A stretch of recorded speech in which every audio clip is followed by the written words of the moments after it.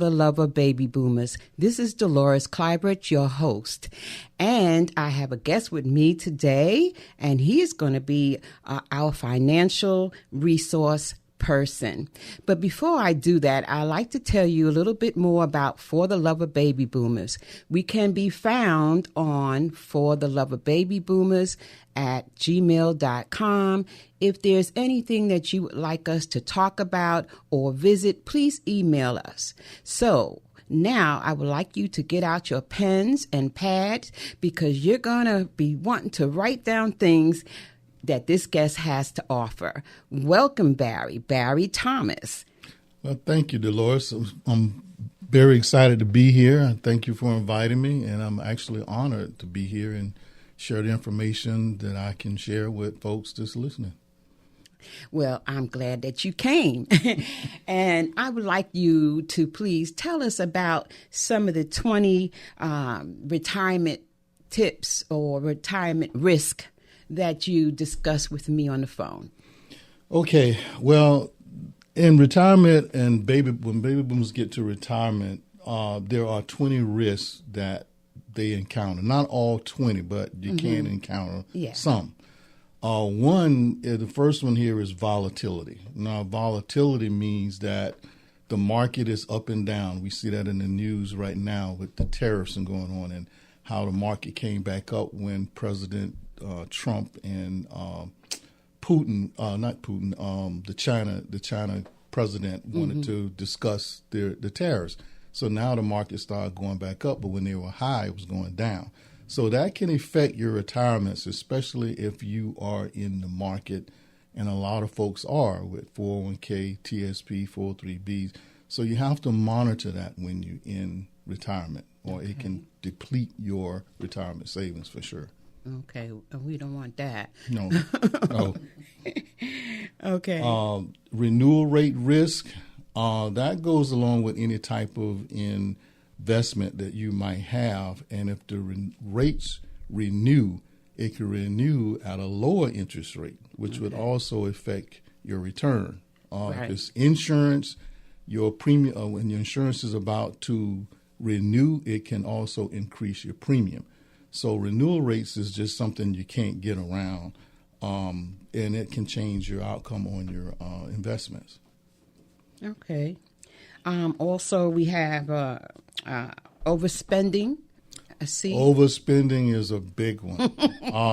The rule of thumb is that when you retire, there's a rule of thumb, you only want to take out maybe 4% of your retirement savings. Of course, Social Security can help increase that amount, but 4% is usually the rule of thumb that people have to take out. Now, that goes along with the sequence of return also. So if you're taking money out of a retirement and the market goes down with that volatility, you don't want to take out very much then, because it can deplete your retirement savings by you taking out, and it also can deplete your retirement by the market taking it down. So that's where diversification comes in. Yeah. I like to say an investment and a tax-free account. So if you have sequence of return affecting your retirement, you want to go to your tax-free account and supplement your income for retirement. So don't put all your eggs in one basket. Exactly. Okay. That is a very true statement. Yeah, I used to hear that all the time. Very, very true statement. And chose the baskets wisely. Exactly. Okay. Exactly. That's where the diversification comes in. Now, I'm not a investment person. I don't have a license, and sometimes people will come down on if I'm talking about investment and not licensed to do it. But I do understand basic concepts. Now, I tell folks that, let's say you're in the restaurant business and you want to invest. Well, you want to invest in something that you know and that will support your field of expertise. Mm-hmm. So you would want to invest in companies that supply restaurant equipment, or if you into computers, you might want to invest in, technical stuff, so that kind of thing. You remind me of my dad right now because he used to say all the time, to invest in things that you use, that's a part of your life. Exactly. And one of the things that he had invested in was Con Edison in New York City. That's the power people. And he had his, investment in that. That was just one example. But he said that all the time. Mm-hmm. You know. Dominion is a big one in this area. This is Virginia, for those who don't know. Yeah. Right. Dominion is a big company, power company, and they have investments that you can invest in, buy stock in Dominion, Home Depot. If you like Home Depot, that sort of thing. These are places Apple. that my stomping ground. So yeah. Apple computers, that sort of thing. So it's, and then you go to a stockbroker and you tell them what your interests are and that you want to invest, and they'll recommend something, and they'll just watch it for you, and you buy shares. But it's always good to buy shares when they're on sale, because when the market is up, they're really expensive. So a lot of people look for startup companies to invest in, which are very low, and they're praying that they increase along the way. So you need help. We need help. In other words, reach out to somebody who's a specialist in that. Right, an expert in different types of investments. Certainly, a professional, And so what about inflation? Oh, that's another big one. Oh, yeah? One of the things that I noticed a couple of days ago are CDs, and they have some companies that CDs are now 4.5%.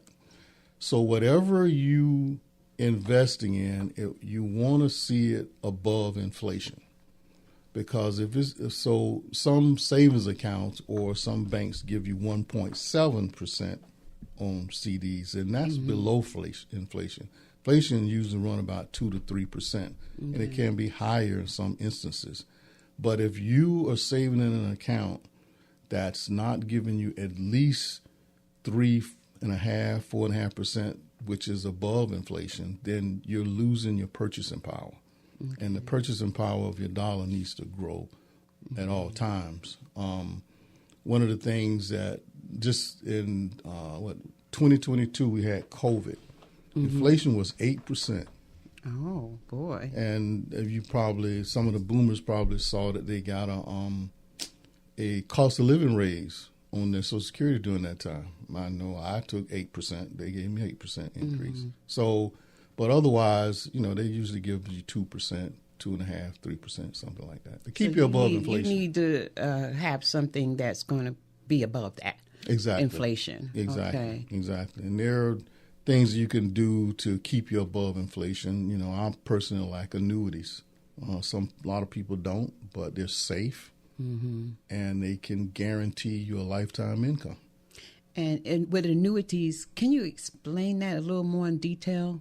Well, annuities are a savings vehicle. It's a retirement vehicle offered by insurance companies.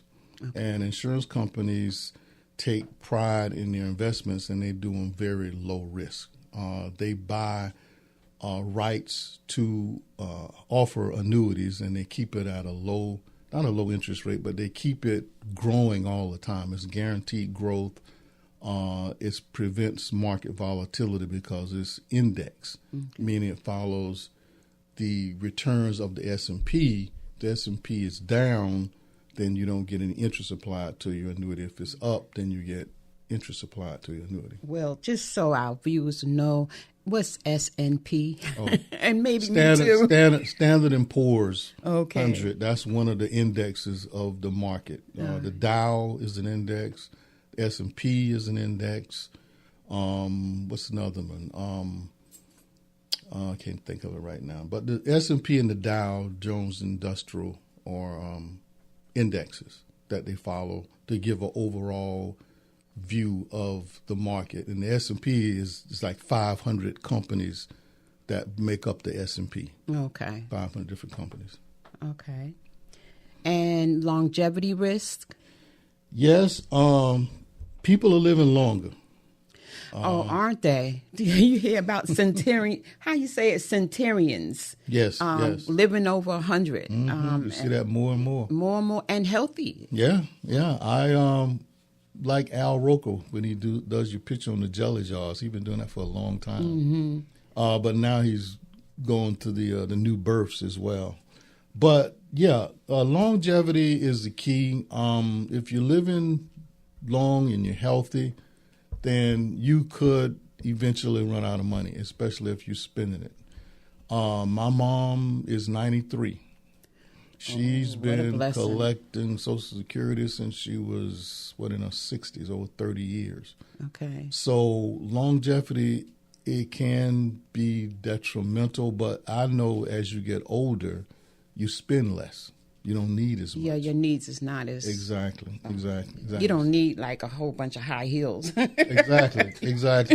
And a lot of purse and yeah. going out to dinner and that sort of thing. You just sit back and wait for your children and your grandchildren to bring you stuff. Yeah, while you listen to the birds and chill. Exactly. As a matter of fact, that's what she liked to do. And listen to birds. Go outside and sit on the walkway and talk to the birds, actually, talk to the flowers. Because they be talking, they be singing. I was listening to them Mother's Day. They were just going to town. Yes. Not something I would have listened to about 15 years ago, though. I would have been trying to get myself together and do this and do that, you know? Exactly. Yeah. Exactly. But yeah, and hobbies give you longevity also. If you do things you love doing, it gives you a sense of purpose. And I'm finding that out myself as I become, seasoned baby boomer. So, well, Barry, I usually save my questions like this for the end, but since you mentioned it right now, I'm going to take this opportunity before we finish this segment to ask you, what are some things that you like to do as a hobby? Okay. Yeah.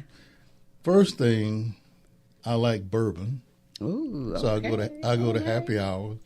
Just mostly to network and have a sip of bourbon. But I enjoy cycling.